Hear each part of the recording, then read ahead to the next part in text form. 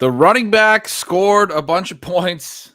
It was a weird slate, a few blowouts, not so many great games necessarily, a couple good ones. We're here Sunday night, live stream, Stealing Bananas on the Stealing Signals YouTube. It's me, it's Shawn. Let's do it.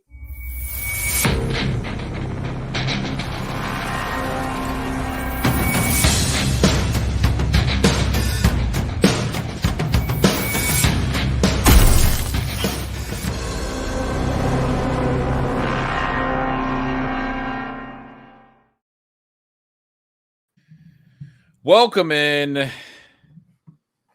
morning, guys.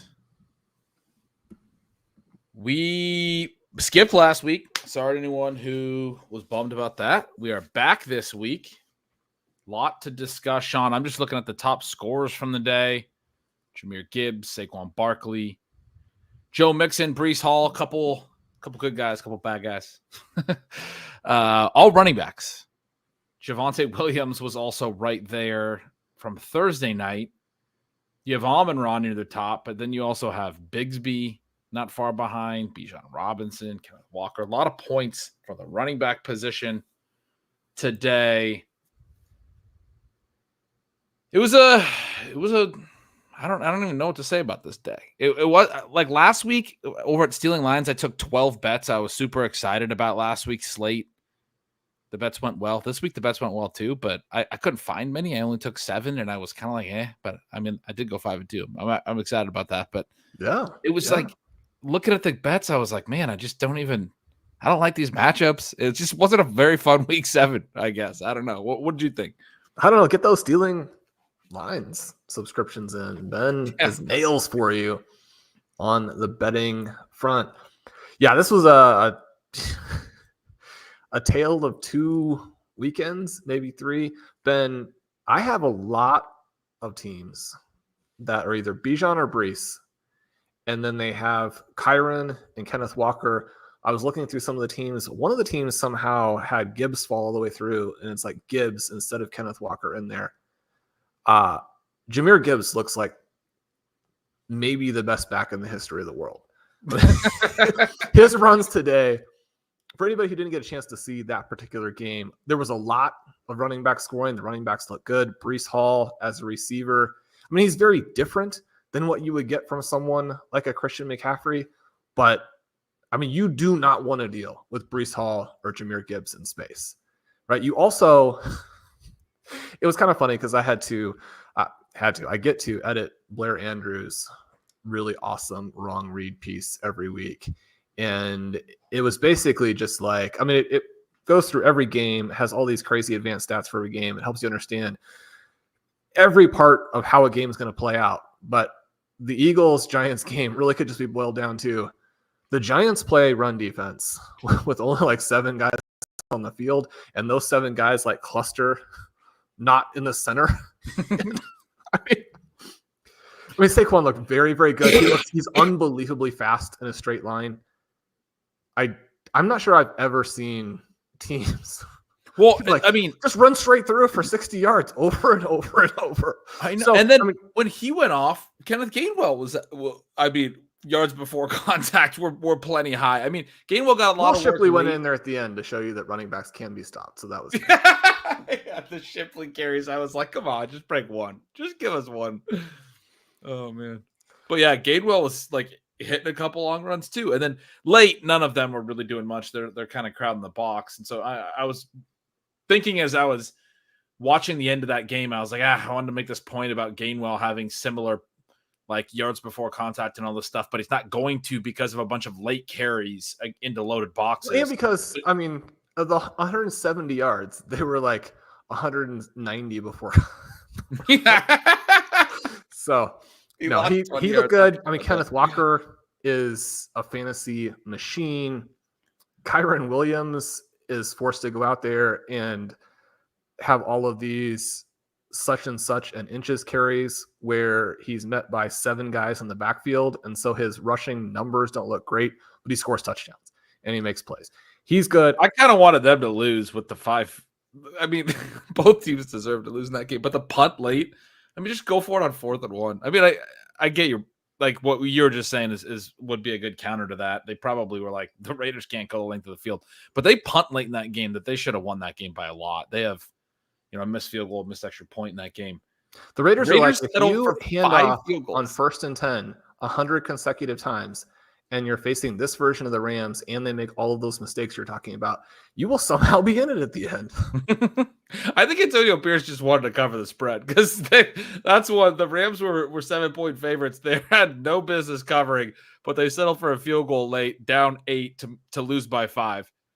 Hey, they covered the spread. Well done by the Raiders. That game features kind of the other part that we have here. But Bijan Robinson again, too. I mean, it was fun. The elite running backs today were absolutely elite. Bijan Robinson was out there breaking like 7 tackles a play. And he doesn't necessarily run forward nearly as well as, say, Breece Hall or Jahmyr Gibbs. But, man, for a big guy, I mean, he's like, I'm just going to break this tackle, evade this tackle, force a missed tackle here, break another tackle. Eventually, you do move down the field that way, even if you're not going forward. His vision is wild, but I agree with you. It's not like he transitions to, these hugely explosive plays. I tweeted about one play where there was a toss and it got blown up. He's got a lineman in his lap right when he catches the toss. And so he reverses his field. And as he turns back the other way, they have the reverse blocked off as well. But he freezes both the backside defenders by like faking outside and then winds up just running straight up the middle. But the whole line has shifted for the toss play, right? They've all moved to one side of the field. He freezes the defenders too wide the other way. Winds up getting a 9-yard gain on a play where he was like, as he caught the pitch, there's a dude at his lap, 7 yards deep. I mean, it was a really impressive 9-yard run. He's unbelievable. It's fun because we went through this stretch from, say, 2016 to 2018-ish that then did extend a little bit, trickled into those next couple of years. But then, other than Christian McCaffrey, who has spent some time being hurt, we haven't really gotten this group of superstars like we saw today. And that part is fun. Then we also got the 2 elite tight ends in Brock Bowers and George Kittle looking unstoppable. That part was fun. But that is somewhat counterbalanced by what our receivers did. And I think specifically about some of my favorites here, where Jaden Reed drops just an unbelievably well-thrown deep ball from Jordan Love. You have Tank Dell drop a touchdown and finish with 0. He's like, you know who I beat by finishing with 0? Jameson Williams and Devontae Smith. Who finished in the negative. Wait, Tank Dell had 0 points today? I didn't realize that. He may have had points on a rush. He had 4 targets, 0 receptions. That's not good. And again, dropped a touchdown. You have JSN. The drop touchdown was brutal early in the game. Because otherwise, CJ Stroud played really poorly. So if you've got some Stroud Dell teams out there, that part was very frustrating. If you just got Stroud teams out there, that part was really frustrating. Joe Mixon, who I give a hard time because he hilariously is like dead last by a country mile in evasion rate going into this game, but somehow makes defenders just disappear. He looked really, really good. And if he doesn't play that well, and if their defense doesn't make a bunch of plays, I mean, they should have lost this game by 3 touchdowns. They were overmatched by the Packers, but the Packers made some key mistakes. They kept it a game. I was glad that they did make that last second field goal to win. That was fun. But then, in addition that game to that, was sloppy. I mean, I didn't love that game. We get a matchup. Well, one thing is the Green Bay Packers defense and the Houston Texans defense are also good, right? In addition to their offenses. So I thought that part, in fairness to those teams, I thought their defenses came to play. Yeah, they did. But I mean, both Love and Stroud, we get the matchup of these two. I mean, very similar teams. 2 of the best young pocket passers, if you will, in the NFL. I mean, there's a lot of parallels between these teams. You got the veteran running backs on both sides. Josh Jacobs didn't exactly look good, but he was helpful for the Packers a little bit today as well. Made a couple of plays at least.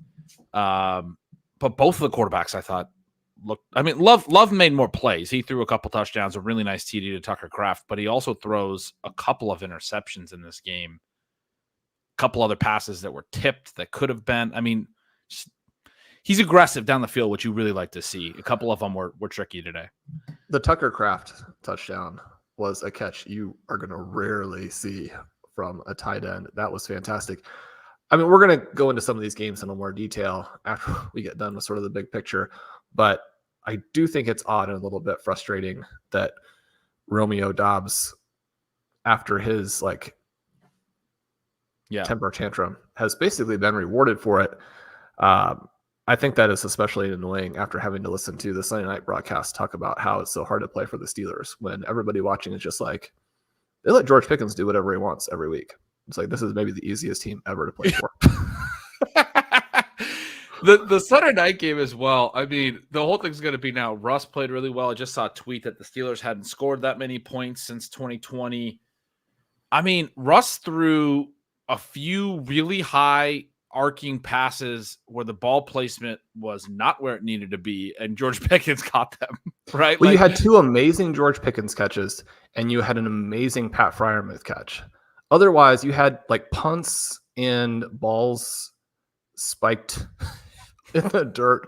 Right. At one point, the people I'm watching with, is that a replay? Because he did it twice in a row, missing his guy by 5 yards behind him in the ground. This game was one where, I mean, was the ball tipped? I mean, we the Garrett Wilson play. I don't think Garrett it was. Wilson. I mean, that was the play that completely changed the game. That was the play that made Russell Wilson look like he had a good night, in addition to those 3 amazing catches. And I think he thought it was going to be tipped, and I don't think it was tipped. I think he just made a really bad play. And he didn't get his hands there. Yeah, really unfortunate.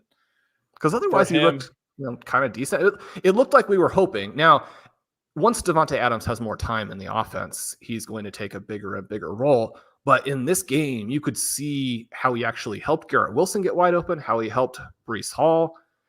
I mean, Aaron Rodgers has to play better too. You got to actually missed a lot of throws. Back, let the plays develop a little bit, stop throwing into the defensive lineman because you feel like you've got to get the ball out in the first. He's always had that nonchalance because he has this incredible arm talent, and he hasn't played for 2 years, and he's gotten even more cocky and egotistical as a human over time. He's like, because in 2 years I went on a lot of podcasts, which will make you feel good about yourself. Yeah, and so, exactly. And so he's like, the way he plays is so nonchalant. It's like, step into a freaking throw, man. Like, you're just throwing this off your back foot. You're not that good anymore. Like, get your fundamentals down. Like, what are you doing?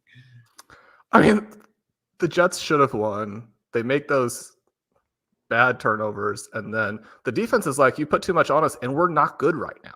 Like, we are a very mediocre defense.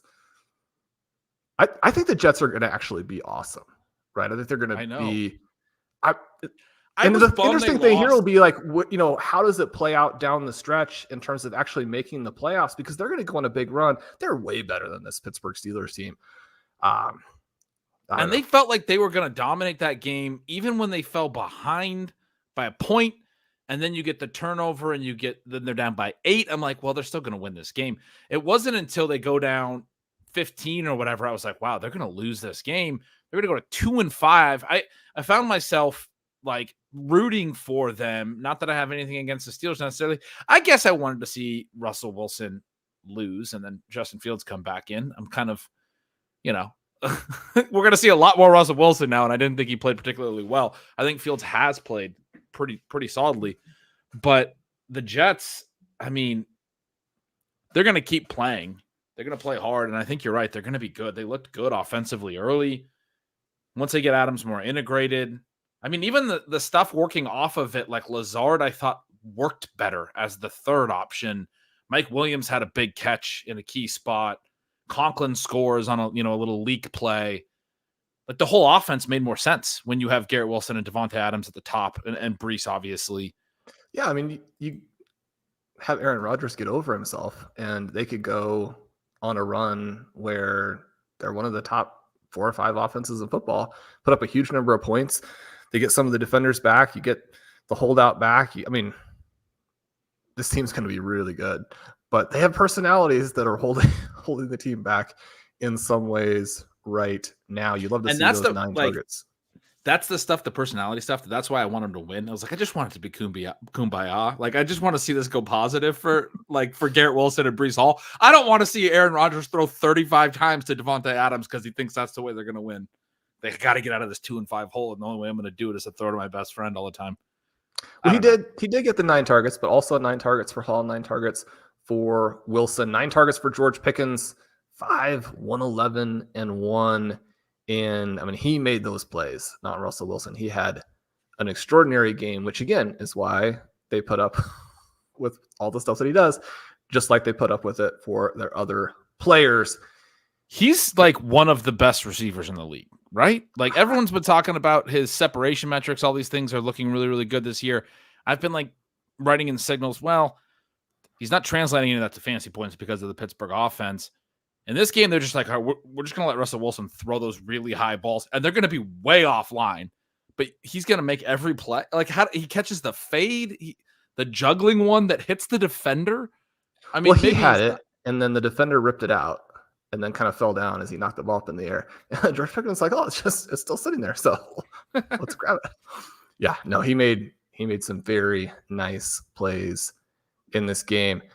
So yeah, and then you have, sadly, the Jaden Daniels injury. Oh, as we're going through the receivers, you have, and this one made me think of what seemed just flagrantly silly at the time, but has actually aged pretty well. Tyreek Hill's claim that Tua throws a much better deep ball. Patrick Mahomes has Xavier Worthy open for a full length of the field touchdown. Doesn't just miss him, misses him by a mile. So that was disappointing. It's like he was trying to overthrow him with that like mindset of you can't overthrow him because he's so fast. But like he threw it low, a really low trajectory. Like he was trying to outthrow him, like get the ball out in front of him so far. Just chucked it past him. Another receiver, as you're kind of talking about the overall stuff, we just talked about Adams. I want to mention Amari Cooper as well while we're kind of setting the stage, because I felt like, oh, you haven't seen that game yet. You mentioned to me. Anyway, I felt like you. I can't. I mean, I felt like he looked like the best Bills receiver right away. You'll have to tell me. It's not like a huge surprise or anything, and he didn't have like some massive game or anything. But all I saw, 1 for 5 start for Josh Allen. I'm like, yeah, that's about right.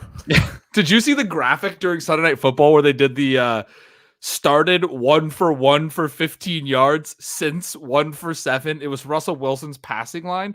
And usually it's like started 5 for 5 since 0 for 4 or something. But it was started 1 for 1. It's like, okay, he completed his first pass. And then there were 6 balls skipped behind people in the backfield. It's like, and you know, they called him to the sideline and be like, no, that's not what we talked about. We talked about just toss it up to George Pickens. Like, just don't try and hit these guys over here. Really high and far. Yeah. That was. But the other player, as you know, we're giving a hard time to some of the players that we're not that fond of. I mean, Jackson Smith and Jigba, very good game as a passer. And by that, he threw a Russell Wilson ball, and just like for Russell Wilson, DK Metcalf went up and made an extraordinary catch. That was a dumb throw. That was really well defended. You're not supposed to throw that. He's like, if you get a chance as a receiver to throw the pass, you always throw it. That's the rule. Always throw it. Like that's what goes around in the receiver chats is that, you know, I had a guy in triple coverage and they'd always told me don't throw it in that situation. And I was like, you know, I'm going to throw it. So he threw it. And all of the receivers. You expect me to read the defense? I couldn't see anything. I'm not a quarterback.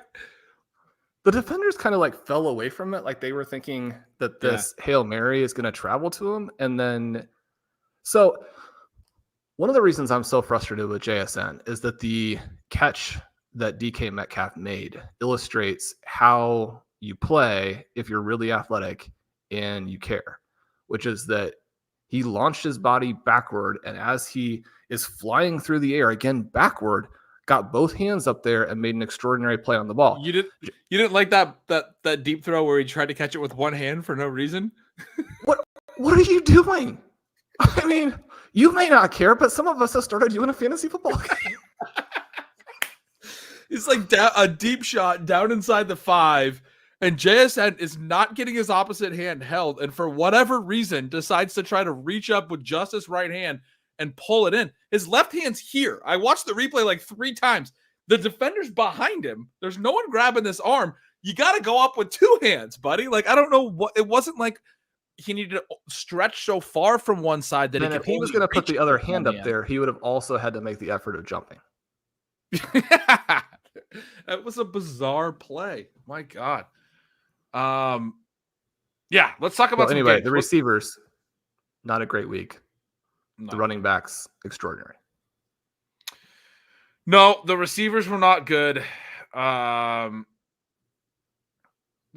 Gibbs thing I wanted to mention. You were talking about how good he was. He was obviously phenomenal. We see David Montgomery, a little bit of an injury early, but he returns, and then a really bad fumble later that could have potentially cost them the game. They're kind of in control. Vikings get back within one score. He fumbles. They run it back for a TD. They take the lead. Pretty huge moment. Lions still pull it out. Gibbs had a 45-yard TD, I want to say it was. I got a message this week, and I'm in no way poking fun at this reader of Stealing Signals, who may also be a listener to Stealing Bananas. I thought it was great. This person's doing their research. But he was asking about why Jahmyr Gibbs hasn't translated some of his big playability from college to the pros, because his long touchdown at the NFL, or long play at the NFL level, has been 36 yards, which I didn't realize through 2 years, because I feel like he's had some explosive plays. But I talked through it with him a little bit and was like, well, first of all, 36 yards is not really a short, long play. Like Najee Harris had an issue in his first year and a half where he didn't have a 20-yard run. That's a big deal, not getting to 20 yards. But 36 yards, it's hard. He had referenced why does he not have a 70-yard play? Well, it's hard to get 70-yard plays. You have to have the ball way back on your own side of the field when all the blocking sets up well, because sometimes the end zone just causes a big play to be shorter than it should have been, right? Like you can't, not everybody is scoring these really long plays. He and Jameson Williams were like, we would have had some 80-yard gains if the end zone hadn't stopped us right where it did. So we talked about it. I said, this is probably just variance. You're going to have these situations. A 36-yard long is not a short long, and you're going to have explosive players who are in their second season who have just not had huge plays. The moral of the story is he has a 45-yard TD today, which I know just because of this conversation this week was his career long. And that person messaged me and said, Jahmyr Gibbs, 45-yard TD. Look at that. And I do think that would have been like a 300-yard play if necessary, whereas this was the second straight week where Breece Hall gets down inside the 5 and he's just like, I am out of gas. Yeah, what is the deal? I did like, so in addition to not liking how the game went in general, I liked how when Breece Hall scores the touchdown, they don't count it, and then they don't count the challenge flag. But when Russell Wilson sneaks and no one has any idea, that's a touchdown. And then when Russell Wilson sneaks on 4th and inches and you're like, some garbage time here for the Jets, the guy runs in well short of the line. And then after all of the fighting, the other guy randomly spots it across the line for a first down. And you're like, there's no logic to how any of this works. And then you challenge, and the replay booth is like, yeah, it was a quarterback sneak on 4th and inches. What do you expect us to do about it? Like, these guys in the field are responsible for something, right? But the replay showed that he was short. I tweeted out both line judges had him. I tweeted like 3 things today, but you've already nailed 2 of them. Both line judges had him short running in from the side, and the replays probably confirmed that, but they spotted it as a first down for some reason. Like, that's the way that play went. What was that? They both ran in short of the line. He was short of the line live. The replay showed he was short of the line, but they can't overturn it. I'm like, these guys who have run in now are like, they're milling about. How are they going to spot it now that they've walked around? I know. I mean, and somebody replied to my tweet and was like, the Jets player knocked the ball away and then the ball moved up. And I honest to God think the ref was just like, well, you did that fine. I'm giving them a first down now. Like, it seemed like he moved forward. I saw a tweet from a baseball account I followed this week that referenced, I can't remember what account it was, but referenced research that they had done in the past about how umpires tend to call games with a bias toward getting the game over late in games. And they were showing a key pitch that was a ball that would have been a ball 4 and a 3-2 count that was a called strike 3 in the bottom of whatever, the 9th of one of these ALCS games or NLCS games or something. I mean, that's what it felt like to me. It was like, they're like, well, if we give him the first down, this game ends. It's already over. Like, he didn't get there, and they marked him short, and then they just marked him. just decided to give it to him. I don't know. It's weird. Anyway. So no one cares about that, but it was annoying. Jahmyr We Gibbs, just wanted some Garrett Wilson catches on the way back. Some Brees Hall dump offs. I thought Brees Hall was gonna. What did he get to here? So he finishes with. I mean, the rushing line is bad because their offensive line is atrocious. 141. One more play, you could be at 200 with Brees Hall's breakaway ability.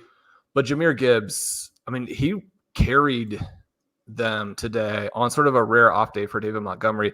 And I'm always kind of rooting against David Montgomery because I would just prefer Jahmyr Gibbs to be the guy. And that's the way my fantasy teams are set up as well. But I do think that David Montgomery has been absolutely fantastic.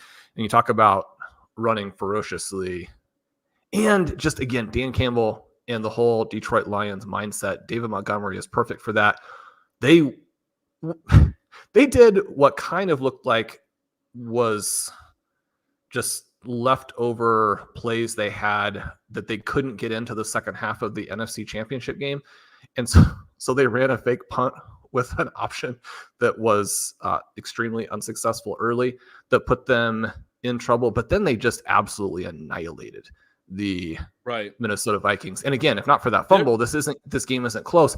And also, again, we talked about some of the guys who did not come through. Justin Jefferson, I mean, the guys who are absolute superstars, you get used to seeing it. But again, his catch, which he made look somewhat routine, is an extraordinary catch. And when we complain about these guys who are not making enough effort, all you have to do is go look at the stars and go look at the guys who are making an effort to see, why there's a contrast and why you should be doing those things. After about week 2, the big thing was that the NFL is broken and there's no scoring. And I don't know if everyone remembers that, but there's a lot of people really concerned about the NFL after week 2-ish. And I think we talked about it on the show here. I know I wrote about it at Signals that I actually felt a little bit optimistic early on this year. It felt like an extension of the preseason, but some of the stuff felt like it was swinging back. We are getting more offense. That note you just made reminded me of, I started to pre-write my intro for Stealing Signals tomorrow. And what angle I'm going to go with is one of the things I love about the current NFL and these more challenging defenses and the ways that the offenses are having to find their counterpunch through elite execution is what it comes down to. We talked about some of the pocket passers that have to be able to read out the defense at a high level. They have to do the skills. There's no cheat code there anymore. There's no scheming up. I mean, some of these teams, some of these coaches are able to scheme some things up. We have talked about the haves and the have-nots, and some of the Kevin O'Connell is still making Sam Darnold look better than he is, and some of those things. But it's not just the quarterbacks, but the quarterback play, like this year so far, it doesn't always work out this way, but it has. Like, the good quarterbacks have been good and the bad quarterbacks have been bad. Like, the guys that we kind of knew were bad, like Deshaun Watson out for the year now. I saw a tweet through week 7, lowest EPA of any quarterback since 2000. Not just first, it was the lowest for any Browns quarterback, which was bad enough, but he actually has had the worst 7-week start of any quarterback. He's been playing very poorly. He was poor last year. And like, it's evident, right? Will Levis is a bad quarterback. Some people thought would make a step forward. He's been atrocious. They ended up having to bench him. Daniel Jones looked poor again. He's a guy that we hoped could bounce back, but we knew was not a very good quarterback. And you can't hide in this NFL right now. And I think the same is true at the skill positions as well. You have to make plays like Justin Jefferson made on that play. The guys who give up those plays, unfortunately, a guy like Garrett Wilson, who has made a couple of those mistakes in key opportunities on the sidelines. What Sean's referencing, for anyone who didn't see the play, it's a high throw on the sideline. Most receivers have to jump to make the play. Jefferson is somehow dragging his feet while extending. He's doing like a jump full extension while dragging his feet. And just the combination of like a double toe drag while fully extending his arms simultaneously as he's going out of bounds because he doesn't have a lot of space to make it happen. It was like poetry. I mean, it was like ballet. It was gorgeous. It was the best receiver play of the day. I mean, it was fantastic. Well, the funny thing is how good Justin Jefferson is. That is actually not the play that I was thinking of, but that one was amazing. And it was also his reaction was priceless because he kind of jogs back to the defender and not even in a mean way, but he's just like, yeah, you should have had me, but I made too good of a catch on that.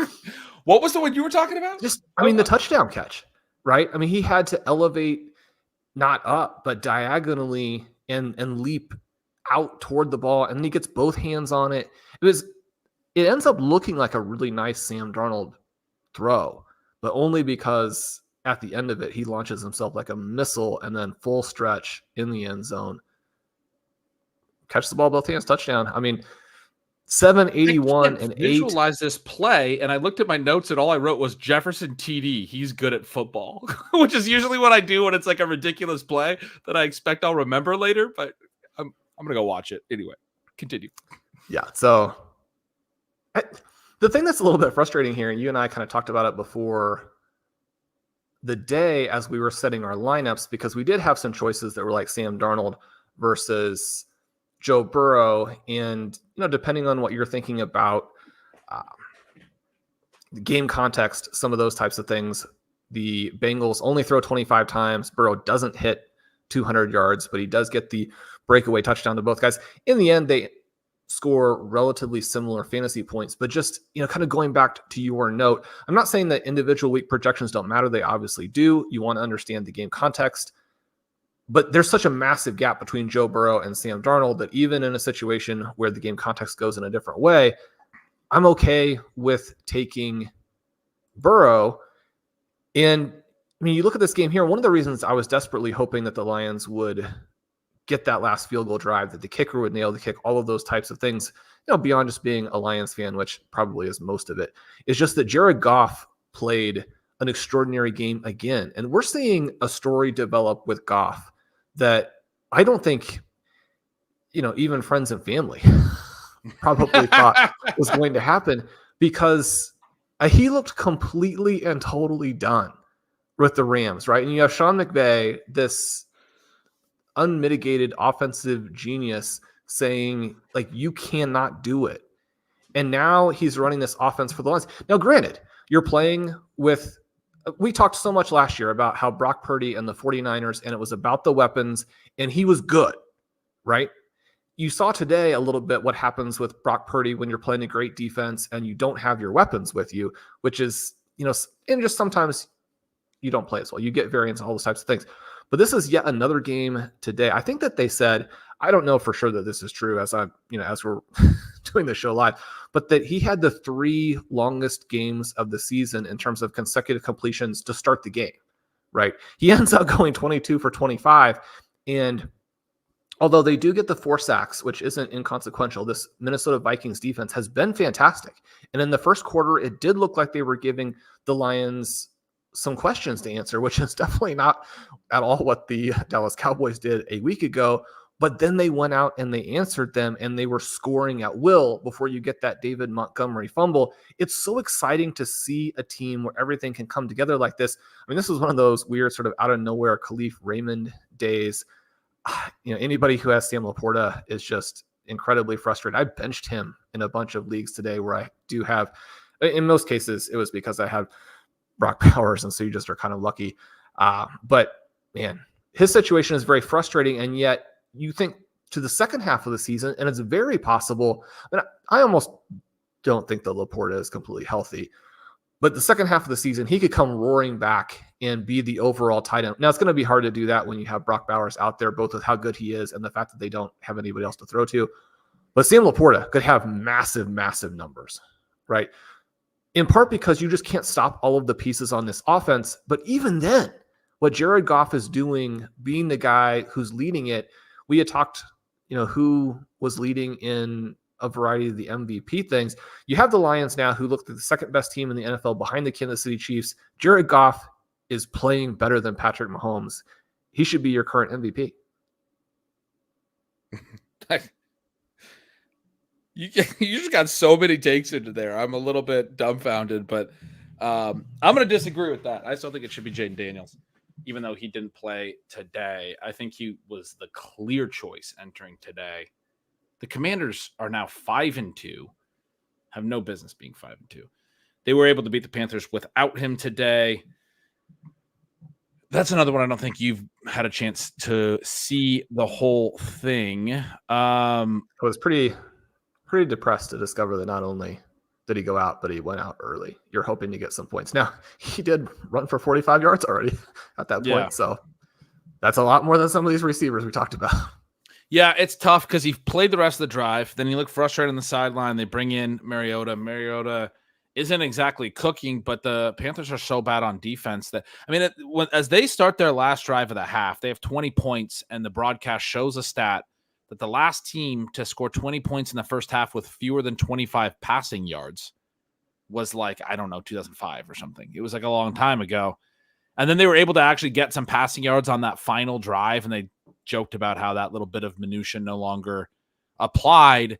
But they were at a 20-point first half without Mariota, even without anyone. Daniels hadn't thrown for anything either. Without anyone throwing for any passing yardage, it was basically just Brian Robinson, other than that long drive where Daniels ran. The point being, I think Daniels was going to get checked out and all those things, but was probably fine. But your team's running away with the game, and then it's 27-0 because they do score a TD on that final drive as well at the break. After the break, he comes out to the sideline in street clothes, but comes out smiling, waving to the crowd, and they're even speculating in the broadcast booth that this is a good sign, which it is a good sign. Typically, if a player has a serious injury, they're not going to come back out and be on the sideline with their teammates. It seemed like he could have played, but they didn't need him to play against the Panthers in this one. But yeah. So you're not making the knee-jerk reaction that with Marcus Mariota playing okay, that it just shows that it's not all Jaden Daniels, what the Panthers have done so far. That's not the reaction that I would make. Correct. Okay. We talked a little bit briefly about that Cincinnati-Cleveland game. I wanted to get your thoughts on Nick Chubb, who seemed to play a lot. He was playing quite a bit early.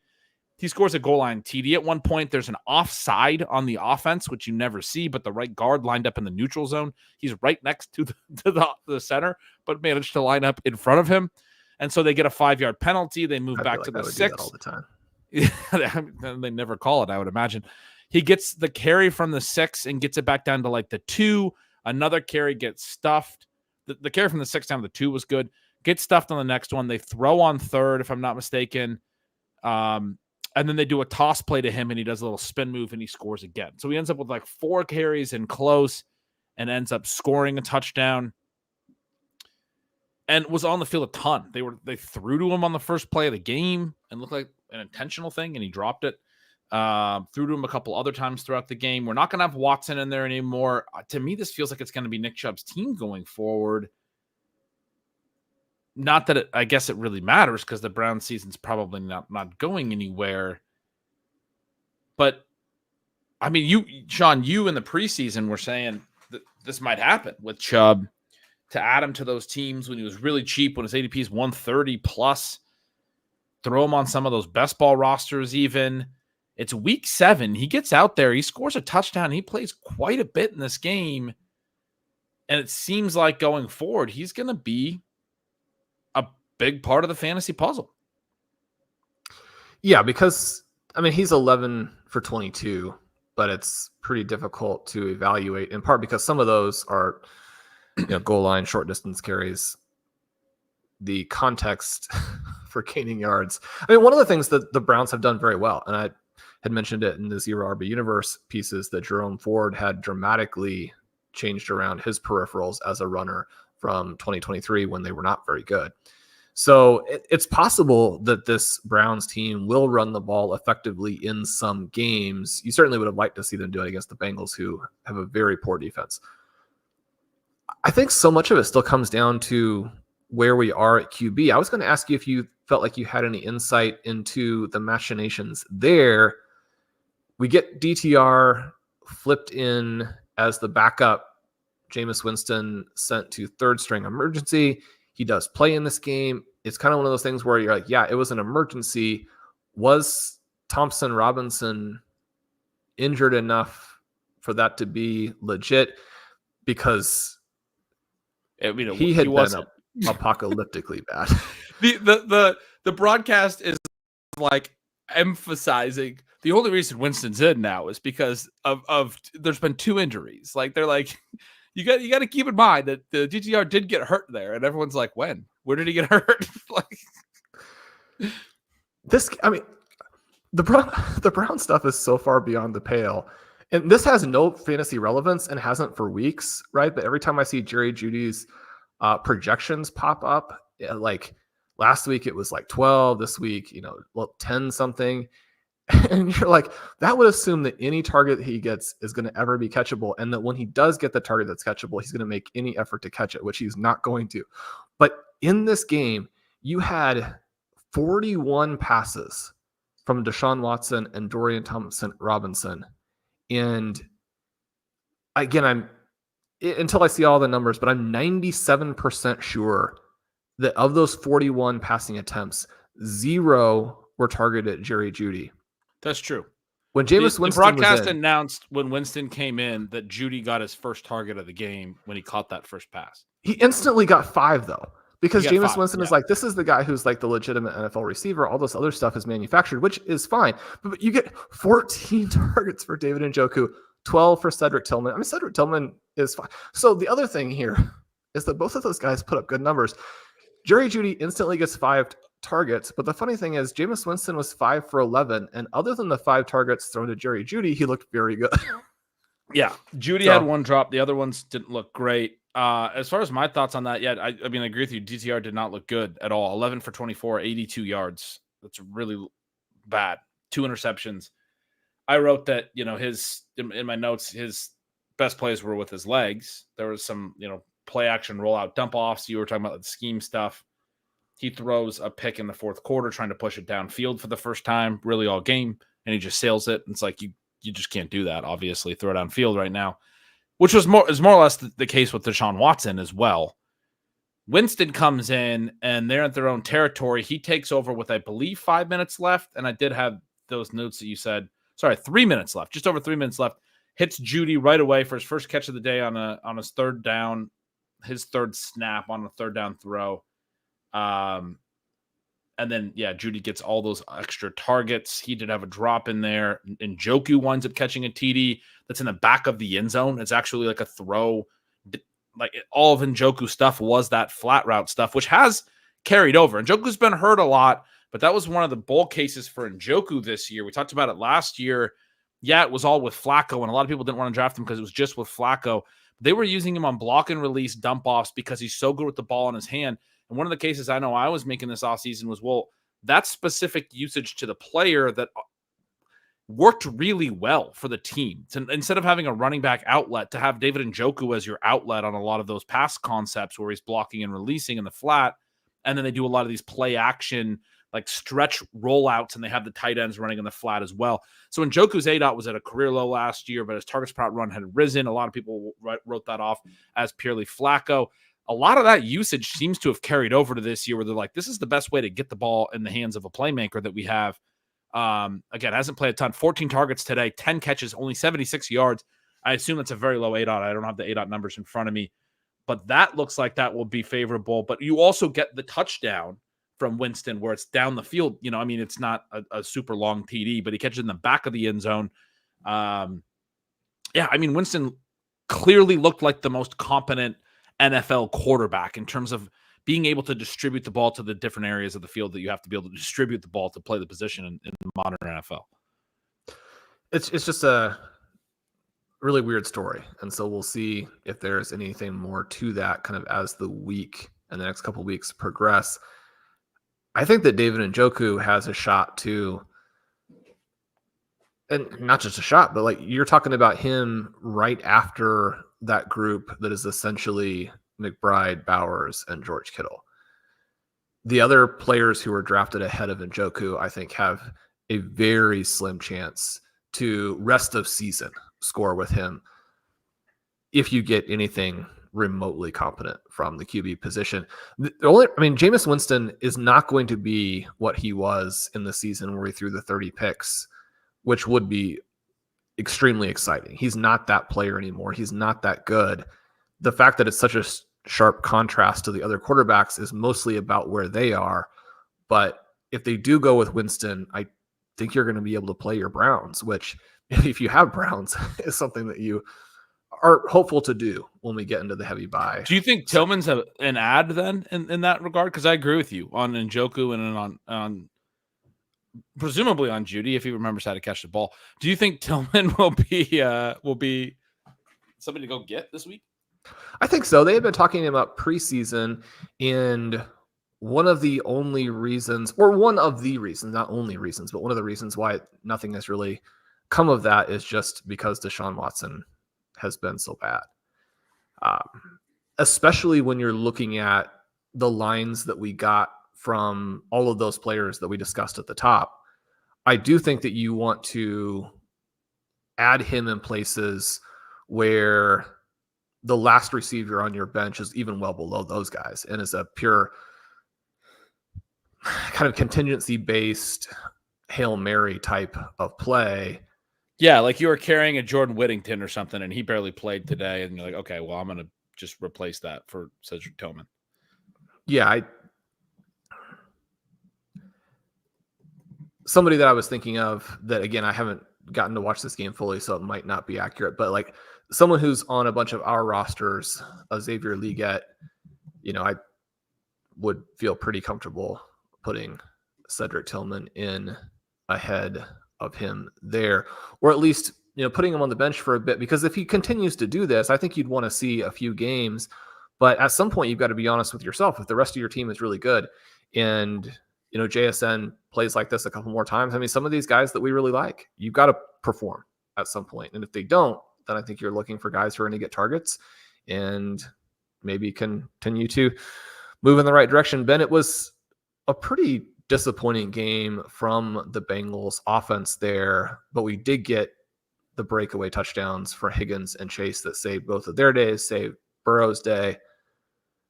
Super disappointing. They opened the game with a kick return for a touchdown. The Browns do nothing offensively all game, give them chance after chance. Those two passing touchdowns in the third quarter were their only other points all game. They're not able to do anything else the whole rest of the first half after the opening kick return for the TD. Scores 0 other points. It's a 7-6 game at half. They get 14 in the third. They end up winning 21-14. The Browns get the 8 very late. They're never really threatened the Bengals in this game. But yeah, I mean, I agree. I thought it was a very disappointing offensive performance from the Bengals. Chase Brown got the start again. We got to see him get more work. Zach Moss looks very stuck in the mud right now. 6 carries, 7 yards, caught 3 passes for 33, got up the sideline for 19 on 1. Brown looks way more explosive, but he doesn't do much in this game at all. Burrow only throws for 181. You get 82 from Higgins, who I think Higgins looked like the best player on the offense today. I mean, obviously Jamar Chase is and made some fantastic plays today as well. I guess he was more efficient on lower volume, but Higgins had 4 for 82, and I think all 4 of his catches were like nice catches down the field. The type of T. Higgins stuff that we want to see from, we didn't see as much of last year, but from his best seasons back in a couple of years ago, he looked really good again today. No one else does anything in the passing game. Mike Gesicki is the only other wide receiver or tight end who catches a pass. He has 1 catch for 2 yards. The running backs and Higgins and Chase are the only guys who catch passes otherwise. Just not a good offensive game. I was going to say on Tillman, you mentioned Watson being a big reason that hasn't hit. The other big part I just wanted to throw in is obviously the Amari Cooper trade. It seems like he probably just played that role. So that would be I'm sure people are putting those 2 and 2 together, but that would be the big reason to be really in on Tillman now. I mean, it looks like he slotted right into a starting role and is going to have a lot more routes going forward. And they were talking a lot about the 3 receiver set going into the season being Tillman and Judy and Cooper. Even with the Njoku injury, we didn't get anything really from anybody, right? But certainly didn't get anything from Tillman. The combination of things here where it was sort of false advertising about how Tillman was going to be used early, which I think is your point, is that wasn't there, but now that Cooper is gone, he does seem to have a role. Yeah, that was good to see. Did you have any other thoughts on the Bengals stuff, or you kind of... every time you get pulled back in by the Bengals, they remind you that the coaching staff is not ready for games. So I don't know. Every time they pull us back in. Did we talk about the Packers and Texans enough? Because, I gave some thoughts. I thought the quarterbacks I was really excited about that game. This to me is like the 2 offenses that have been clear hits. Obviously, we were both really in on the Texans preseason. You were more into the Love and Reed stuff than I was preseason, but I have been very positive about the Packers, or optimistic about the Packers, having seen what we've seen in season, even though, obviously Love misses weeks 2 and 3 and we get the Malik Willis weeks and all those things. That was a game that I had really high hopes for. Like, I didn't even realize you had no catches. You didn't have 10 for 21 for 86 yards for what you were hoping CJ Stroud would do today. God, is that all I have not looked at this box score yet. I knew that he was below 100, but I was like, he's not going to finish below 100. Like, in my head, it wasn't possible. 86 yards in this game? You got to be kidding me. I mean, he barely doubled up his sack yardage. What happened?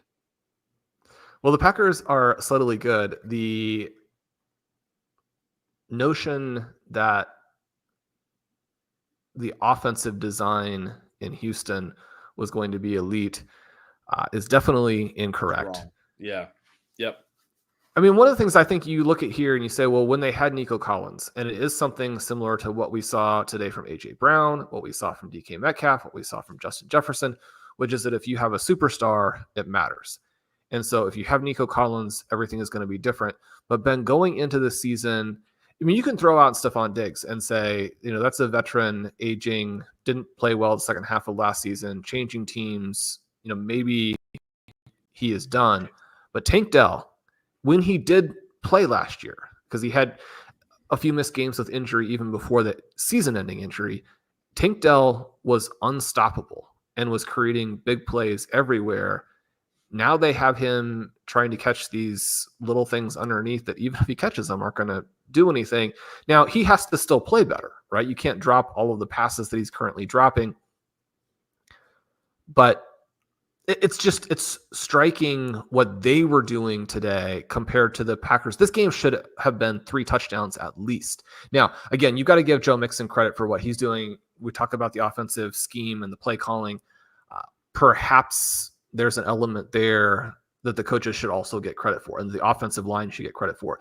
Joe Mixon was, one of the reasons he doesn't get, I think probably, at least with the Sports Info Solutions charting, doesn't get full credit for some of the things he's actually doing, is that he is so smooth, again, for a slightly bigger back, that his change of direction is subtle enough, his vision is good enough, that when things are blocked correctly, we talk about him just getting what's blocked all the time, and sometimes with where he's played, you think about some of the guys who seem like they're failing upward, and it gets a little bit frustrating. And at the same time, this game, Joe Mixon was absolutely fabulous because he was creating those angles. He was getting to space. When he would hit contact, he would push for another 5 yards. One of the things that happened here is they did lean into that. He has 25 carries to only 21 passes from CJ Stroud. Partly they're leaning into the thing that's successful. He averaged more yards per carry than CJ Stroud did, yards per attempt. I just don't think that you can fall into the trap of letting that be your offense if you aspire to be the Super Bowl champions. And if you have a CJ Stroud, and if you have a Tank Dell. One of the things you have in this kind of game is you think back even to the Mike Martz era, for anybody who remembers that, and how their turnover numbers were always so skewed compared to everybody else, where they actually would commit some turnovers, but their record, even with a negative differential, was extraordinary because they were gaining yards and scoring points. And points is what matters, right? You don't have to win any of those other categories. If you do, that's nice. Jordan Love was attacking down the field. He made some mistakes. He had his line would look a lot better if Jaden Reed hauls that pass in. Now, unlike some of the guys who've given a hard time, the Jaden Reed one was not a drop, but it was one where with his ability, he should have pulled in. He had it before he rolled over and the ball comes out. He has it, and he makes a really difficult catch, and he rolls over, and then the ball squirts out, and you're like, oh my God. He caught it. He caught a diving catch. He rolled over. It was all clean, and then it comes out. But the attacking that Love did to Dobbs, to Wicks in this game, what we've seen them do with Christian Watson, and then the way they were able to get after the quarterback, To me, even with how well the Vikings are playing, the NFC right now is the Lions and the Packers. And I do think there's a gap before you get to teams like the Vikings and everybody else. Eagles, Commanders. Maybe. I think I'd be willing to put the Commanders ahead of the Eagles. Obviously, the NFC West as well. We haven't mentioned. The Niners, of course, and I think you could have the Seahawks in the discussion somewhere around there. I love about the negative yardage for Devontae Smith. There was a play today on a key third down. Well, it wasn't key. It went easily. On a third down early enough in the game that it seemed like it might matter, where he runs free across the entire field. Jalen Hurts stares him down the entire time. He's wide open, and he only throws it to him once he's out of bounds. Jalen Hurts' performance today is as poorly as you can play and still end up with good numbers and a blowout victory. He was taking sacks constantly. Now, the Giants just sell out to get sacks, and they don't care if you score 100 points. So it's a little bit unfair when you're thinking about how those things kind of work their way out. And he did throw the Russell Wilson perfect pass to A.J. Brown, and A.J. Brown beat his guy and did score. And that was, again, beat his guy the whole way down the field. NFL games. I wrote last week to close out the game, the Eagles needed 1 first down, and they decided to go up top in a clear run situation. It was like a and 2. I don't know if it was 3rd and 2 or what. They went up top to A.J. Brown, knowing he would have one-on-one, because when you have A.J. Brown, throwing 40 yards downfield is probably your best way of just getting a short first down. I wrote last week that it looked like he's back at the peak of his powers, and he looked so good today that, preview for Signals, I'm going to write tomorrow that he's right there with Justin Jefferson, and then it's everyone else. He's the best wide receiver in the NFL. I think him and Justin Jefferson are the 2 best wide receivers in the NFL. He is unstoppable. The speed and power that he plays with, he's so good. Now, he doesn't score like that for fantasy because he has a mobile quarterback, because of the way that offense plays, because of the way they can run the ball. A.J. Brown is so freaking good at football. Just wanted to say that. Well, I think I would agree with all of those things except for the Justin Jefferson point, where I would agree to disagree. Ben, I got a weight vest for my birthday. I did the walk today with the weight vest. I'm carrying 45 extra pounds, and so using a weight vest to add 10 extra pounds seems pretty superfluous on top of that. But it did, the weight vest sits a little bit high. I watch A.J. Brown. He looks like he's running down the field with a weight vest on. He's not separating from these guys. Before. And yeah, he doesn't need to separate, Sean. He's right, stronger because than every player on the football field. As the defender is trying to legally stay with him, just running next to A.J. Brown knocks you off. Yeah. Right? You can't defend him because his body is there was at one point where the commentators were referring to people covering him as little boy, which is how it looked out on A.J. Brown. And so the touchdown you're talking about, that's exactly how it looked when he just basically, he's stride for stride with the defender. And like you said, he just knocks him off. And that's a smaller but faster player. And he's just you're going to run slower because you're in my wake. I'm going to beat you, and I'm going to stack you. And Hurts does put a really nice ball in there. That's a 4th and 3 where, once again, they're not able to throw the ball at all at that point in the game. Once again, they're like, you know what? We're just going to throw it up to A.J. Brown. and they should be doing it more. Yeah. That's all they have. He's dramatically underutilized. He really is, because he's really, really good at football. When they go to him in those spots, and it's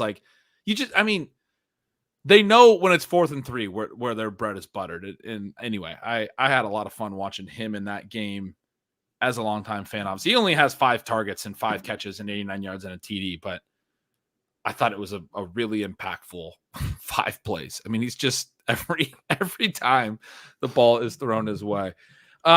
You were making a really good point about the 2 run heavy stuff, and I wanted to comment and particularly with the Texans, and saying that you're not going to be able to win a Super Bowl that way. It's something that I know I used to say when we do the Arthur Smith rants when he was with Atlanta that you're just trying to get back to 500, but there's no upside here because he was winning some games and people were defending for a while the way that they were doing things there. There was no upside to that. That was, and if you're just playing for competence, fine. But look, I know he had bad quarterbacks, whatever. This isn't about Arthur Smith, but we've talked about it with the Chiefs as well, where when they get into those games where teams let them run, right? And Isaiah Pacheco runs very effectively. And, in some of those games in the past years, ironically, one of them came against the Packers in Lambeau.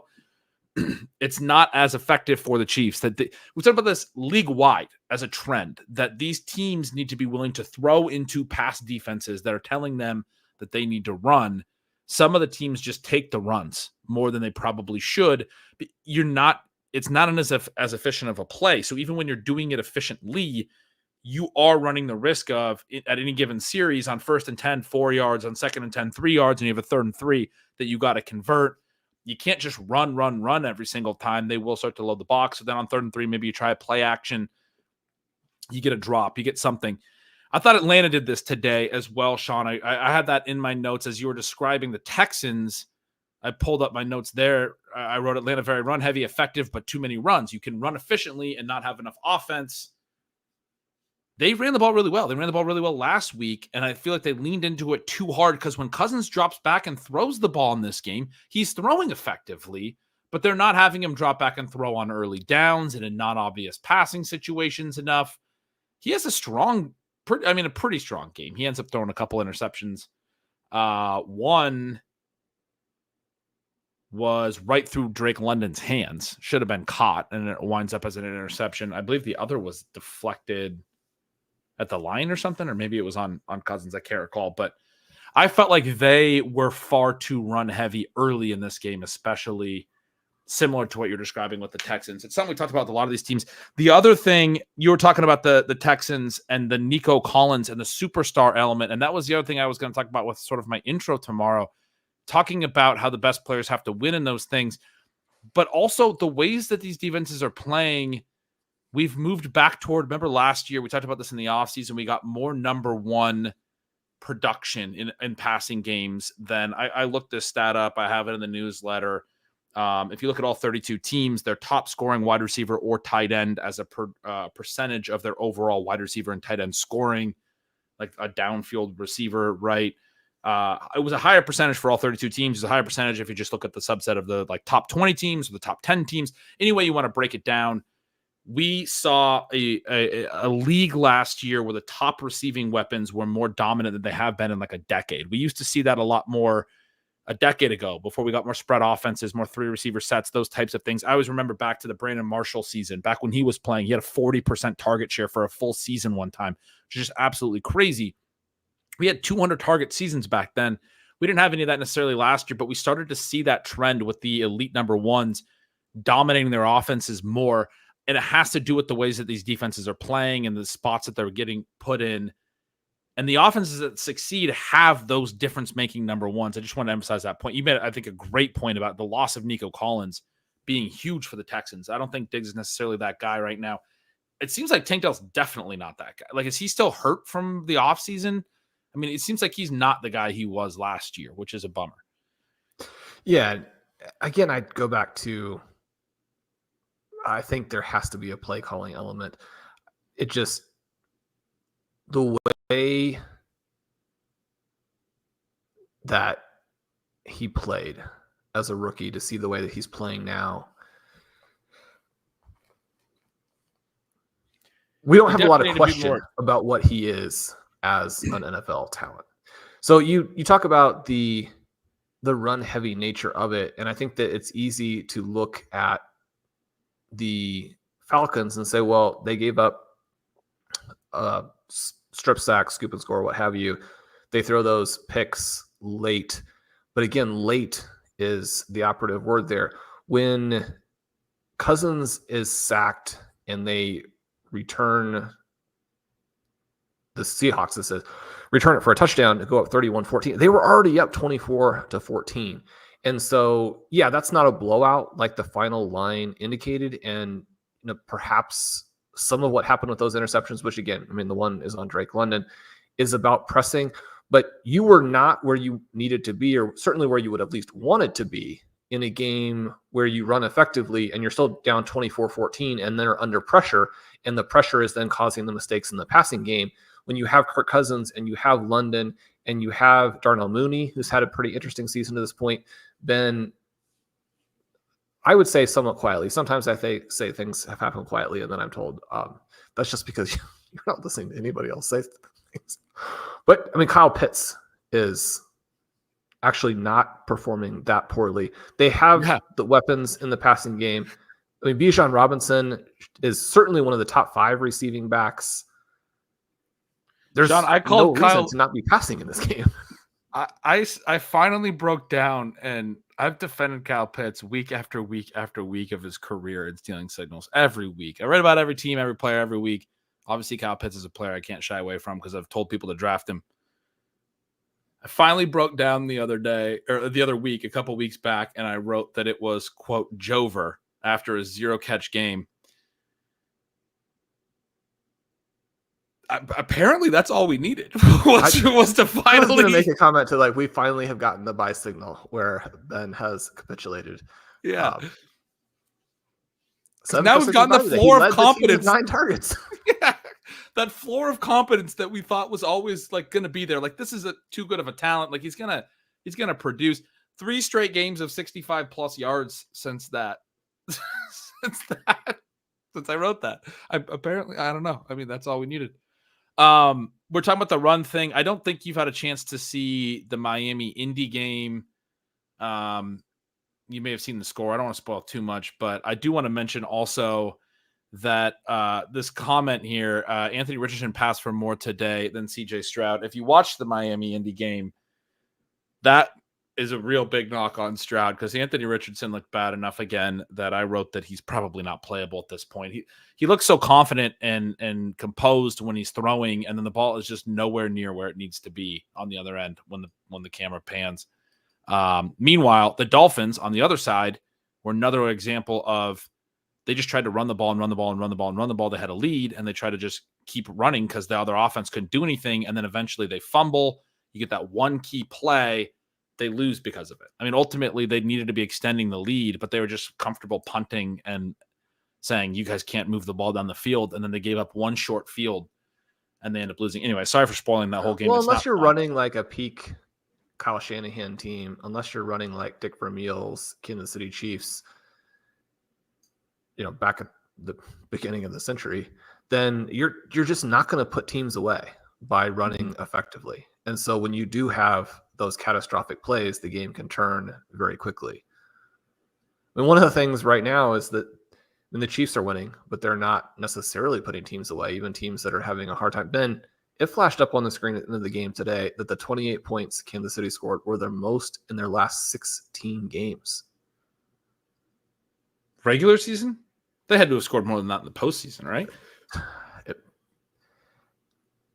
I want to say, as someone who was given this shirt, that so I got this shirt with it's a red shirt with a picture of a goat and Patrick Mahomes' number on it. And I actually have people come up to me in public and ask me if they think that's true.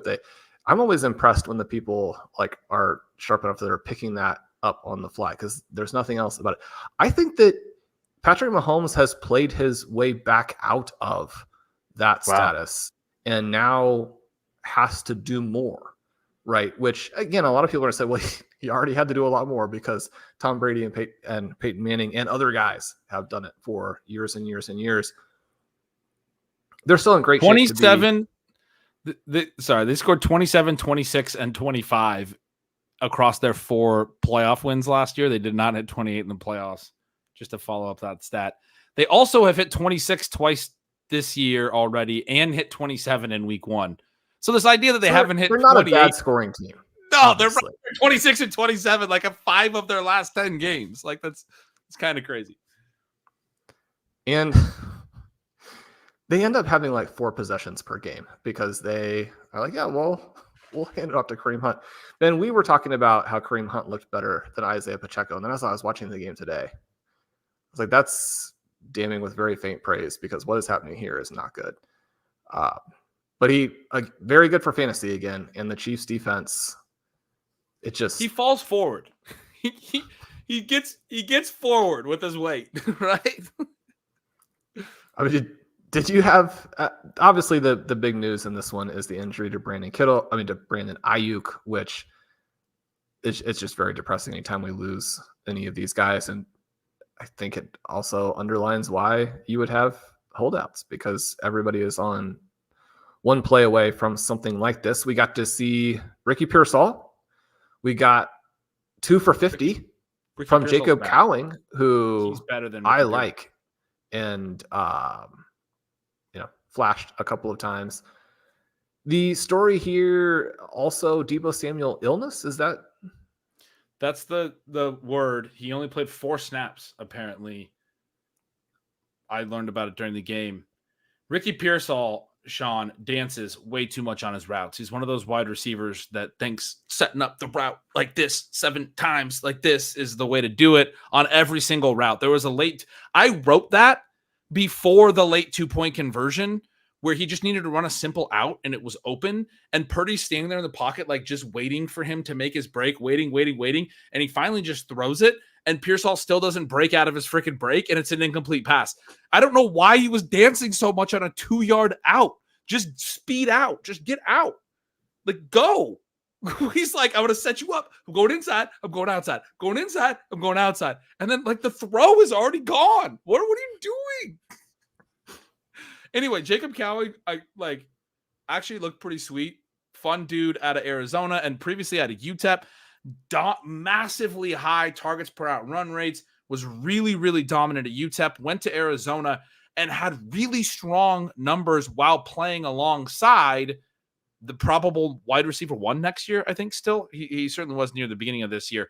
I think it's Tetroya McMillan, who's a stud, who's like a freaking... I've watched some tape on him because my UW Huskies stole away your Arizona Wildcats head coach, and I was like, are these guys coming too? I watched him this offseason. He's so good. For a guy as big as he is, he has all these like little wide receiver skills that I love. I just remember like he's running a crosser and there's a throw over the middle that could get undercut, and he does a really great job of coming back to the ball. This is on some random play last year. But you don't see these like 6'4" athletic freaks do the Cooper Kupp stuff over the middle and come back and catch and run. He's awesome. And Jacob Cowing played alongside him, and he had a 1,400-yard season last year for Arizona, McMillan. And Cowing still had really strong numbers in an offense with a player like that. Ends up as a day 3 pick out of a small school and transfer, and then as a second fiddle kind of. But I think he's a really good player, Jacob Cowing. And he looked good in his couple catches in this game. And again, I think he's probably better than Ricky Pearsall. Like, the reason that Pearsall didn't have the massive production in college, I felt like I was watching it today. We know he's athletic. The reason that people were in on him for fantasy was, look, Kyle Shanahan can scheme up yak. He's super athletic. It fits his skill set. They were asking him to run the routes downfield, to do the Brandon Ayuk stuff, and he's just not a polished route runner, at least as far as what I was watching. There was a big disconnect there. It seemed like the largest reach, even when you consider that, Keon Coleman didn't have the numbers to back up where he was drafted or the enthusiasm about him, I would still say that McConkey, despite the yards per route, he didn't have the usage that backed up where he was drafted. We've talked a variety of times about how Jalen Polk didn't have the things to back up where he was drafted. Cowing, where he was drafted, which wasn't good, has to do a lot more than those guys to ever earn the same type of opportunity. He's not coming in as a super young player or anything like that, but he is athletic. And as you mentioned, success at 2 different places, also used very differently at both places. One is a vertical receiver, one is an underneath yards after the catch receiver. That type of potential flexibility could come in handy now for a 49ers team that, after, somewhat getting hammered in this game today and having a significant injury, they have a lot that they have to figure out. And it's still not a particularly clear path for Cowing. Things are very muddy there. But I think anybody who didn't have him on their radar at all, it doesn't even necessarily move him to any roster, even in a deep league, I think you definitely have to have him on your watch list, and you want to track what he does because, as you mentioned, an interesting name. Yeah, and to be clear, I mean, my advice on waivers would be to pick up Ricky Pearsall and to watch list Jacob Cowing, like you were saying. Pearsall's going to get all the opportunities. A first round pick. He was playing a lot more than Cowing. I haven't seen the routes, but I assume the routes are going to show that he was on the field quite a bit more. Cowing makes a couple nice plays in this game. I was more just having fun with it, explaining, that I felt like watching it. Cowing looked like the profile that was so exciting in the little opportunity that he got. And Pearsall looked like some of the stuff that might have been concerning about his profile. Like if you're on a 2-point conversion, just not getting out of your break. And again, I added that to my notes after I'd already wrote he dances too much on his routes. And then that happened late in the game. It's just, man, he was driving me a little bit nuts watching the game. Just like, dude, go get open. This is the NFL. They can't stay in the pocket for that long. There's some guys who do that, who think they're, obviously he's trying to set up defenders and he thinks that route running is an art and a science and all of these things. And I get that. The guys that are really good at it do the stuff subtly, or when they do those things, they don't do it as long as it was taking, or at least it felt like it was taking for Pearsall to get in and out of his breaks. You got to get out of your breaks. I mean, you got to get, it's all on timing. You got to get to where you need to be. The 49ers have some issues.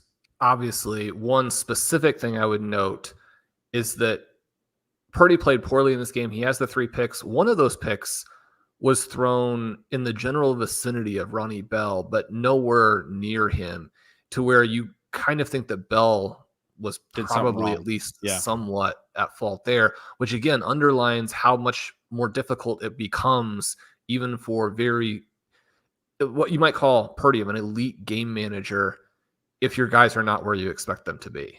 And so he seemed frustrated after that throw. I mean, it was an out-breaking route on the sideline where he threw it up as if it was like sort of a corner, a flag route, and Bell slammed on the brakes and was doing like an out-breaking comeback route. Maybe it was just like literally the wrong route. Like maybe he just heard the wrong call in the huddle. I'm not sure, but Aaron Rodgers would make sure in the post-game press conference. Yeah, we would know whose fault it was and what they did wrong. That's right. What are the games, Sean, do we need to make sure to hit on here? We didn't talk a ton about we talked a little bit about the Seahawks and Falcons. We talked about the Falcons more. The Kenneth Walker stuff, you mentioned, as we were going through the different running backs, he scores like a 20-yard rushing TD in the first drive and gets called back for holding. They settle for a field goal. And then he scores like a 20-yard rushing TD on the second drive. And then he catches like a wheel route TD, a really athletic play. Could have been a 3 TD game. Winds up with only 2. But like every time they get down close, you're like, well, Kenneth Walker's about to score a touchdown. He looks so electric. We were talking about how Breece Hall looks sluggish. And when we did our 2025 look ahead update in season a couple of weeks ago, you said Walker might be better than Breece Hall already. At the time, you had him ranked as the number 1 for next year. I saw last week a bunch of people saying that Kenneth Walker's probably the rest of the season RB1 on Twitter. There was a little bit of a discussion.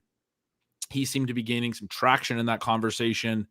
Saquon is in that discussion for a lot of people. Derrick Henry, obviously Breece, Bijan, but Kenneth Walker seemed to be the sort of dark horse name that people were bringing up quite a bit. He has another really strong day today, and I referenced what you said about him vis-a-vis Breece because he looks like and has that feel of the inevitable that Breece had last year, where like anytime the Jets got close, you're like, well, Breece is going to do something. He's going to score a touchdown. Every time Breece gets the ball, you're like, he's going to house this. I don't get that feeling from Breece this year. We talked about that. He looks like he gets out in space. You're like, yeah, I mean, he runs downhill and he's still athletic and he looks like a tough guy to bring down, but he gets one-on-one. Seems like you're seriously giving him a hard time for running out of gas at the end of 75-yard runs, as opposed to the one last week was not a 75-yard run where Taylor Rapp cuts him off. I'm not saying the one this week was that bad because he had to reverse field and did a ton of stuff. I thought the one this week was a great play. But to me, I feel like Brees is not this exact same as last year. He still looks super, super dynamic. I'm just saying, I feel like Kenneth Walker, that point you made about which of these guys is a little bit more, I don't know, electric, talented, skilled, whatever, at this current moment. Obviously, there's different levels of fitness players and athletes go through and all those types of things. Kenneth Walker looks inevitable right now. He was sick in this game. You could kind of see it a little bit. That's the thing that I was going to say, is that a lot of these chunk runs, he actually was contacted in the backfield. He had someone hanging on him at like the 3-yard mark and would literally shake those guys without losing so much steam. It was something where he was able to keep his momentum going. And then once he would dislodge the defender, the ability to get back to full speed, again, for a guy who is huge. When we talk about DK Metcalf and AJ Brown and how they look like they're wearing, armor on top of, the pads, which are that to an extent. I mean, this is a massive guy at this point with, again, legit sub 4.4 speed who creates these big plays. And every time a play ended, he looked like he was going to throw up. And it's not from conditioning. I don't know anything about his illness other than he was listed yesterday with an illness, and you're freaking out because you're like, this guy's about to go off. Don't let him miss this game, please. I mean, he spent a decent amount of time on the sideline. They did have to involve Charbonnet, and it seemed like that was probably because that was about all he could handle, and yet it was still a very good game. It was a great game. Scott says this note, Ken Walker makes the Seattle offense go, and it's not close. That was the other thing, again, I keep going back to this, what my intro is going to be tomorrow, but that was the other thing I mentioned in it, all these different conversations we're relating to. But I feel like right now, Shawn, one of the ways to evaluate more than ever is like, who are the focal points of the offenses? And I got that feeling actually watching the Seahawks, and I made a note about it after seeing a play where Noah Fant had a nice play. And I was like, the way that I would describe that in stealing signals, because Noah Fant had a couple catches today, it's just like he's a guy who gets stuff as an ancillary piece. There's a lot of these teams right now where their core is so clear. The 2 or 3 guys that they want to get the ball to. Just a couple years ago, I feel like we were emphasizing the teams that were getting deeper and having more receiving weapons and more playmakers, and you could find more mismatches around the field.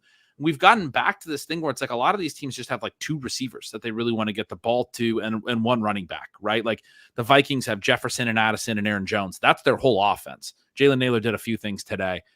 It's interesting because JSN's almost sort of part of that for Seattle. Tyler Lockett obviously gets his work as well, but it's Metcalf and Walker really there. Adams is now with the Jets. They're the only one that just popped in my mind. It's Ben Garrett and Brees. Now it's going to be Garrett and Adams and Brees, and everyone else can just work off of that. But it's so clear who the teams that are going to be the focal, or excuse me, who the players are that are going to be the focal point chess pieces in some of these offenses. It's like Miami. We've been talking about for years now since Mike McDaniel got there. It's Tyreek, it's Waddle, and it's whatever running backs in the game. Mostert, now it's Achane. That seems to be a growing trend in 2024 in the NFL, which is fun for fantasy. I mean, it makes our job easier. We're just trying to figure out, even when other guys have good games in these offenses, we're like, yeah, well, that was just somebody bubbling up because of the matchup, as opposed to that's the dude that this offense runs through. And anyway, I think that was... Well, now you brought up this little point that undermines me, because it could just be that for Mecole Hardman that just bubbled up today. But when you're talking about the offense runs through somebody, I'm thinking, Mecole, 17 yards per reception, 19 yards per rush. I don't know the exact number, but like a 60-yard punt return that more or less was the final nail for the 49ers in this game. Then Mecole Hardman is back. Oh, Mecole Hardman was not the point. No, Xavier Worthy would have been the point, though. 8 targets in this game. No one else has more than 5. He doesn't have a very big game again, but they're clearly trying to get the ball into Xavier Worthy's hands. They're clearly building the offense around him conceptually as a focal point. And then when the gravity of the defense is pulled towards him, they go to other guys. But like that, there's this focal point thing. I mean, it just seems very clear to me watching a lot of these offenses. Worthy is that dude for Kansas City. I was writing about him in Input Volatility this week that like I felt like coming out of the bye, he was being underrated. Has another down game. He's still a guy I think you got to go buy. I think he's going to have some huge games. I really do. I don't know if your face wavered on that a little bit. It feels like maybe you've mentioned that a couple times, but you've gotten me in on him, and I mean, just the way that I've seen their season play out, Worthy's got to be the dude. I mean, that was the deep shot today. It needed a hit. I mean, that was such a bummer. By so much. It was such a terrible pass. Yeah. I'm first play of the second half too. It's like we're going. That's the thing you could take away from it is stuff. the speed is absolutely real, which is one of the reasons why they want those manufactured touches as well. I mean, when you talk about the 1 week bubbling up versus the core pieces, I mean, the sad part, and thankfully, we were out on Travis Kelce for 2024, but man, when you see the Noah Gray versus Travis Kelce line today for Kelce managers, it's just one more of those, the heartburn like tomorrow as you're trying to get through the morning. It's just pretty gross. Yeah, that's tough. 4 targets, 4 catches, 66 yards for Gray. 5 targets, 4 catches, 17 yards for Travis Kelce. Scott added a quick question on the 49ers. Does Debo now become the focal point of their offense? I think absolutely. I think it'll be Debo and obviously Kittle, and then whatever running back is in, right? Mason for now. It's like a 3-man core now. But yeah, Debo's going to do some running and some receiving and all of those things. He'll get more air yards, which he typically has when Ayuk's not been around, which is really good for his overall scoring. Debo feels like a buy right now. Absolutely. Yeah, at some point with him, you do want to kind of get over this kind of snake bitten feeling where, I mean, he's another one where there aren't enough games that he plays the whole game. And the thing today is super unlucky. I mean, you're not going to hold it against someone for being ill. That is something that happens. And very frequently it's too serious to, play in a football game.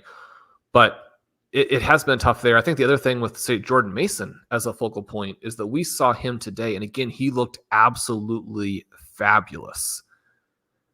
And the 26-yard gain, I mean, he is hitting people. He's like Najee Harris if Najee Harris ran forward after he broke all the tackles. He looks unbelievable, and yet it's 14 for 58, right? From a fantasy perspective, there's not really anything there. And that can happen to running backs. We talked about Chase Brown, how it happened to him today.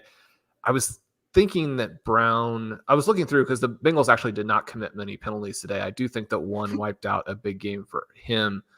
But with Mason, as you start to lose pieces like the 49ers have done, I mean, you could see when you have Debo and Ayuk and Kittle and Juwan Jennings is out and you're like, how much difference can that really make? It made a huge difference in this game because the players that they ended up having to go to couldn't remotely replicate, what he's been able to do. As you start to lose pieces, now the Chiefs are a defense that is just so good right now and is uniquely capable of stopping players like Jordan Mason. But I do think it's problematic when you're the 49ers and Brock Purdy is not playing particularly well and defenses know we can sell out in certain ways to stop the run. Now you still need to sell out in a way that you don't end up with all the guys up and then Mason gets through the line there and you score.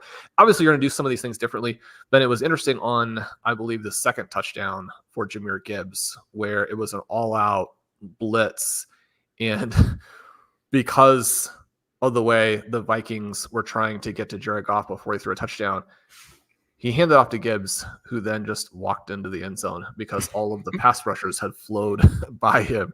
And even though it was like a 6-yard play, there's no one else there. That felt like his long run felt that way too. And prior to that, I was like, man, the Vikings are coming because every snap they were bringing people and they were getting to the backfield. But then when Gibbs got out the other side on his long TD run, it was like, oh, that's the other side of it. When you bring this many guys and you can over pursue and then there's nobody on the other end. I like Brian Flores. I like what they do defensively there, but the Lions had a really good game plan today to like understand that they were going to be under heat and find the ways to get loose, on the other end of that. The one Goff pass TD to Amon-Ra was basically an all-out blitz, and the announcer says right before the play, they're showing cover 0. He sees the cover 0, and he just stands in there, floats one up to Amon-Ra, and he's just running a vertical route in the seam, and there's no one there. The outside corner tries to run over late, but they had the answers. It was great. It's still difficult to do because there was another play that was similar where he had Khalif Raymond open deep. I mean, wide open, but he ended up throwing the ball out of bounds just because there was so much pressure. It's so much Raymond heat. You got to get the ball amazing. It was one of those things where a guy wants to show that he cares and that you should give him some more opportunities, which he did get in that game. So it's not all for naught. But on a play where like Raymond's best hope for getting his feet like close to the line was for them to be about 18 inches out, which is what he did. He made an extraordinary catch, which again, it's that contrast between someone who it's impossible for them to make the catch and they put that much effort in on an impossible play versus what we saw from JSN on his play that makes it stand out to you so much, right? Because there's a huge difference. And the teams like the Lions that are playing that way, just like every single guy.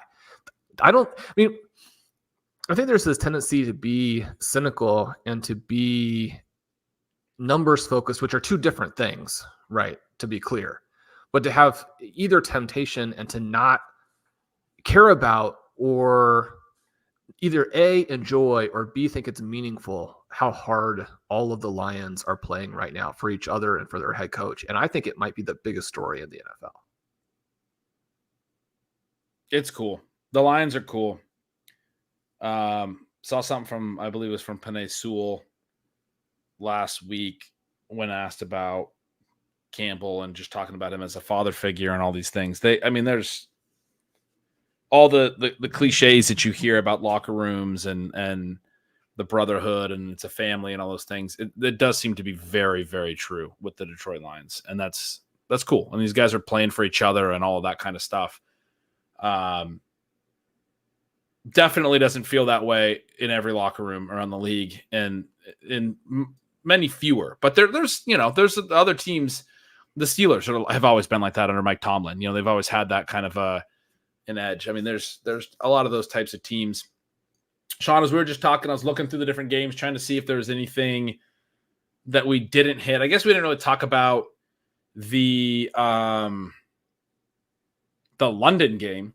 Drake May had another solid game, started out hot, and then they looked kind of bad for a big stretch in the middle. And Jacksonville's not necessarily a great defense, so would have kind of liked, honestly, to see a little bit more, but he gets another touchdown drive late. I did like, when they get that opportunity late and they're down, I think it was 25-10 at the point where he took over deep in their own end zone or deep in their own air, side of the field, and they're able to march all the way down the field. He hits, a couple strong throws and is able to lead a touchdown drive, throw a touchdown on the other end of it.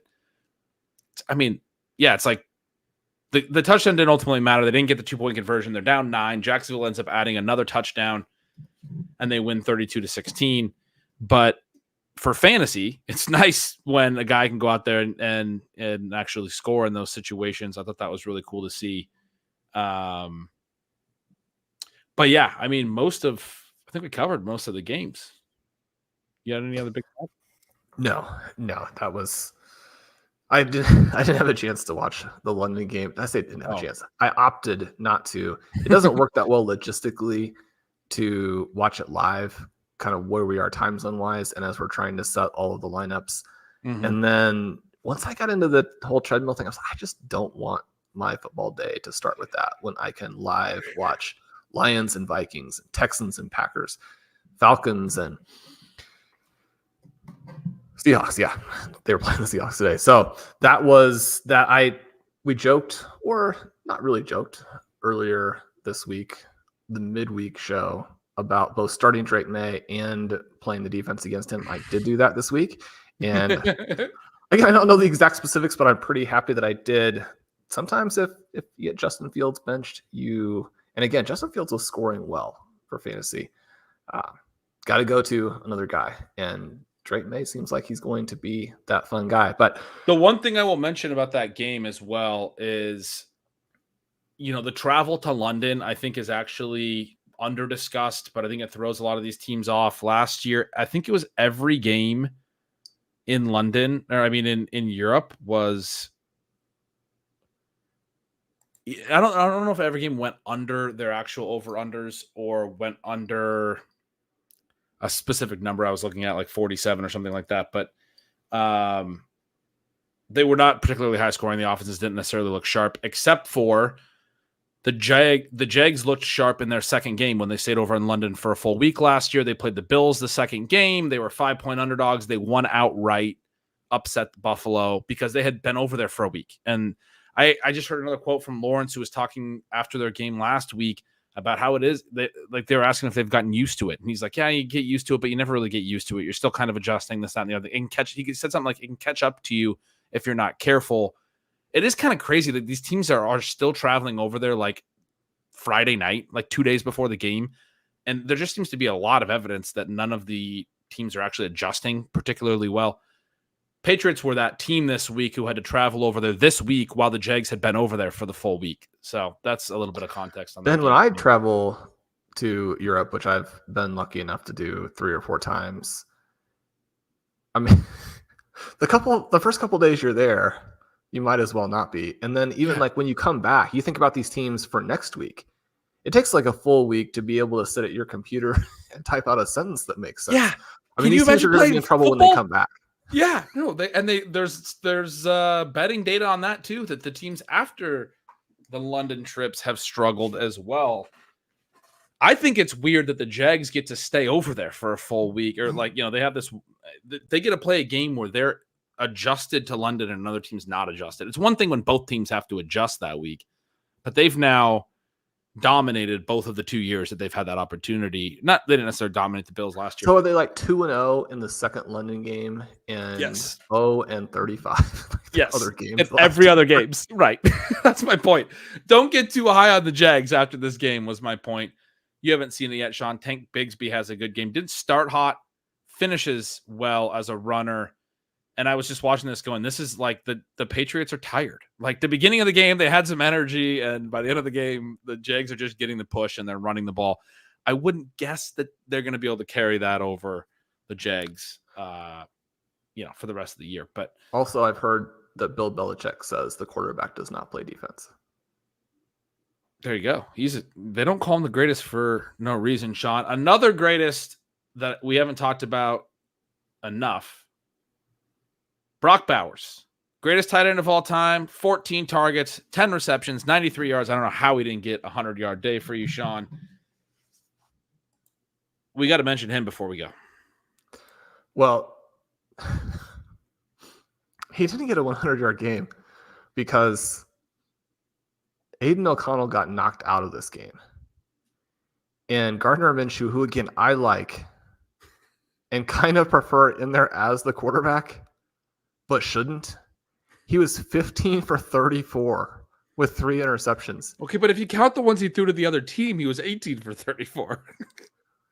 And he's one of the players, like Aiden O'Connell lets the play develop, and he's like, the only player out here who is a star is Brock Bowers, and the only other players that we have that are NFL starters are no one, and then we have options below that. Gardner Minshew's out there reading it like he's got a normal team and is throwing it to the players like he shouldn't be considering the different talent levels. So for the entire third quarter, there wasn't a target to Brock Bowers. And you're like, Gardner, throw it to the guy who has 10 catches for 93 yards. What are you doing? Now, there was a drive toward the end where I actually thought he got an 11th come out of a game. What was that? Well, I'm questioning the stat sheet that I have here. I feel like Brock Bowers did have a better game. Yeah, 3 picks and a fumble lost for Gardner Minshew. Oh, that's why he didn't have 100 yards. Well, I mean, I just love that you're complaining about volume on a 14 target, 10 reception game for a rookie tight end. That's fantastic. But 0 in the third quarter. Yeah, you need to throw to him every possession. They started the game throwing to him. They throw to him in a lot of key spots. You're just hoping that headline that you had a couple weeks ago, it's just every week now we're going to get from you is until he has the 40-point game that you predicted, which is going to come. You're absolutely right about it. I missed the game where he wasn't targeted in the third quarter. They actually have drives that Brock Bowers is benched like he's a running back to like give him a break because when he doesn't have those drives, he's targeted on every play, and it does get to the target limit. The target cap. Look at the curse of 370. Touches for running backs. You can only get so many targets for a rookie player. You can't get 7,000 targets and keep playing. No, Minshew. I mean, they had that shot of him on the sideline, right? And he's just standing there with like his his arms crossed and like very calmly waiting. And the commentator's like, this is the Brock Bowers rest possession, which was of course a 3-and-out, because how are you going to pick up a yard when Brock Bowers is on the sideline? But that also brings up a really funny point about Brock Bowers being who he is and the fact that he's like going through a serious balding phase as a rookie in the NFL. He's in his young 20s. And like people shared the picture of him when he was standing next to Gronk at something in the offseason where Gronk's looking all sleek and fit and everything. And Bowers is wearing like short khaki shorts and like a t-shirt and looks like a fan. And you're like, this is the NFL tight end that's going to break. Shawn, if he looked like Gronk, I think people would have drafted him a lot higher. You couldn't figure out why no one would draft him higher. I think the fact that he looks like an accountant is why he was so cheap. But Brock Bowers, when he was asked about that, he said, I don't care about that. I care about football. Yeah. He's like, I'm going to go bang my head into a wall. He is so Brock Bowers is skilled. Everything that you were saying about some of those receivers, Brock Bowers is every bit of that and more. You're just, you're hoping that things from all of the exterior things that he can't control go well for him. Yeah. The rest of this season and then going forward, because we're in the very beginning stages, just like we are with Jaden Daniels and a few other guys, where when you're going to be talking about Brock Bowers and seeing him as a rookie, I mean, this is going to be one of those guys when you're like 85 years old in your rocking chair and interacting with, grandkids and all that kind of thing. We're like, I got to see Brock Bowers.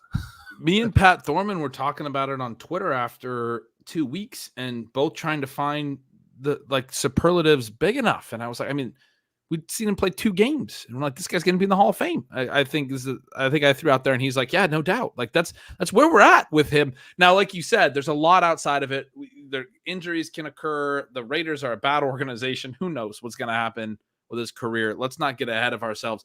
But you don't do what he's done through his first 6 or 7 games and not go on to a great rookie season, all-time tight end rookie season. And you don't have an all-time tight end rookie season like he's about to have and not go on to another couple great seasons.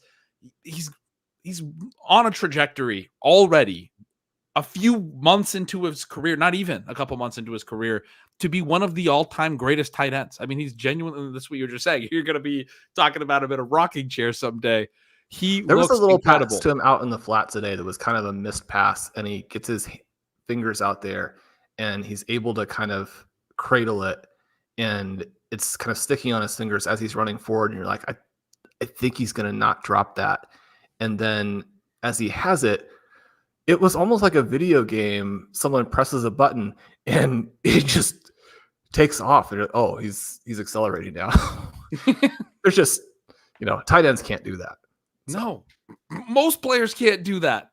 Veteran wide receivers can't do it. It's fun to watch him play. We talk about it sometimes. Some of the best traits you can have are the things that, you make things look easy, but also exceptional. You're just pointing out the acceleration as an exceptional trait, but there's so many things he does with that catch. I remember exactly which one you're talking about.